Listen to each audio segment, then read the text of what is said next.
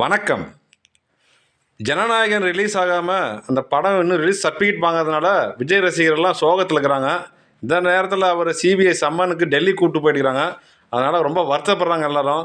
அந்த நேரத்தில் ஒரு ஆச்சரியமான செய்தி என்னென்னா, ஒரு அயல்நாட்டு அதிபருக்கு கொடுக்குற அளவுக்கு பாதுகாப்பு கொடுத்துக்கிறாங்களாம். எப்படின்னா அவர் தங்குற ஹோட்டலு, போகிற வழி, விசாரணை நடத்துகிற இடம் எல்லாம் ஃபுல் ப்ரொடெக்ஷன் கொடுத்துக்கிறாங்களாம்.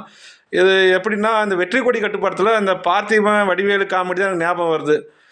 ஜாமீன் கையெழுத்து போடுற வடிவேலுக்கு பார்த்திபன் கொடையெல்லாம் பிடிச்சி மாலையெல்லாம் போட்டு ஜபர்தஸ்தாக கூட்டின்னு போகும்போது எதிரில் ஒரு ஆடு மாலை போட்டு அவங்களும் மேலதாளத்தோடு கூட்டின்னு வருவாங்க.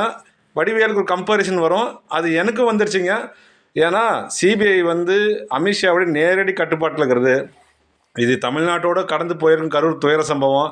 யாரும் திட்டமிட்டு பண்ணல, தவறுதலாக அனுபவம் இல்லாமல் நடந்தது.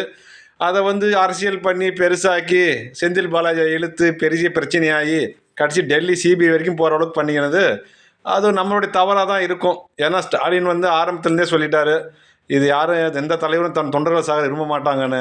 இவர் மேலே எஃப்ஐஆரும் கிடையாது, வழக்கும் கிடையாது.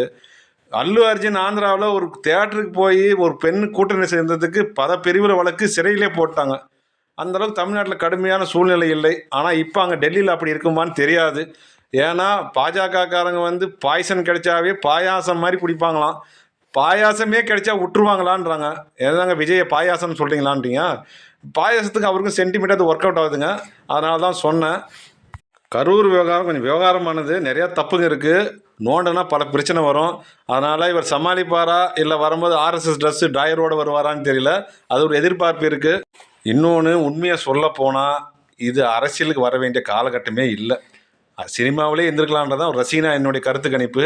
ஏன்னா இந்தியாவில் இப்போது அசாதாரணமான ஒரு சூழ்நிலை இருக்குது. பழைய கட்சிகள் பெரிய பெரிய கட்சிகளை தாளம் போடுறாங்க. அதிமுக பாடுற பாட்டை பார்த்தாவே தெரிஞ்சுக்கலாம். திமுகவுக்கு எதிர்த்து நிற்கிறாங்கன்னா அவங்களுக்கு பழக்கங்க. எமர்ஜென்சி, இந்திய எதிர்ப்பு, பல போராட்டங்கள் சந்தித்தவங்க, தடியடி, துப்பாக்கி. இப்போ இருக்கிற சிஎம்ஏ வருடக்கணக்கில் ஜெயிலில் இருந்தவர், வைகோலேருந்து எல்லாம் வம்பு வழக்கு, விசாரணை அமைப்புகள், ரைடு எல்லாம் நடக்கும். எல்லாமே அவங்க சமாளிக்கலான்னு முடிவோடு இருக்கிறாங்க. அதனால் தாங்குவாங்க. இவருக்கு தாங்க முடியுமா? ஒரு $1 மில்லியன் கொஸ்டின் அது. இந்த காலகட்டத்தை கருத்து கணிப்பில் அவங்க தெரிஞ்சுன்னு வந்திருக்கலாம். அதுவும் இல்லாமல் தமிழ்நாட்டில் ஒரு நடவடிக்கை எடுக்காத இருக்குமோ ஆதவ அர்ஜுனா ஜென்சி புரட்சி வெடிக்கும் அது வெடிக்குன்னாரு. இப்போ இவ்வளோ நடந்து வாயை திறக்க மாட்டுறாங்க. இதுக்கும் ஒரு வடிவேல் காமெடி தான் வரும்.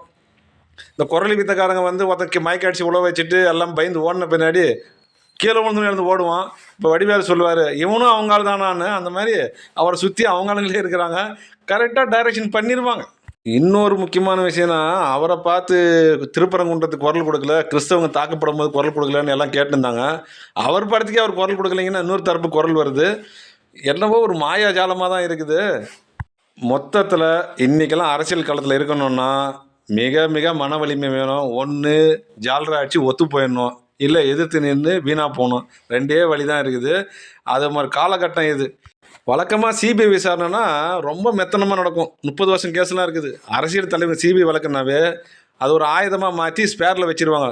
அது தேவைப்பட்டால் எடுப்பாங்க, இல்லைனா அது கால வரையறையே கிடையாது. சிபிஐனாவே அது ஒரு அரசியல் ஆயுதம் தான் சொல்லுவாங்க அப்போல்லாம். இப்போ விஜய்க்கு அப்படி தான் இருக்கும் போல இருக்குது. இப்போ தேர்தல் கூட்டணிக்காக வேக வேகமாக செயல்படுறாங்க. பஸ்ஸை பறிமுதல் பண்ணுறாங்க, பஸ்ஸை அளவு எடுக்கிறாங்க, நேரடி ஆய்வு செய்கிறாங்க, டிரைவரை நடித்து காட்ட சொல்கிறாங்க, உடனே சம்மன் கொடுக்குறாங்க, விசாரணை கூப்பிட்றாங்க. இந்த ஸ்பீடு எப்பயுமே இருக்குமா? இருக்காது. விஜயோடைய முடிவை பொறுத்து அது ஸ்பீடாகவும் இல்லை ரிவர்ஸ் சைலண்ட் மோடுக்கு போயிடும். இது கடந்த கால வரலாறு. இப்பயும் வரலாறு திரும்புகிறதுன்னு தான் சொல்லணும். சரி, ஜனநாயகம்லாம் பார்ப்போம்.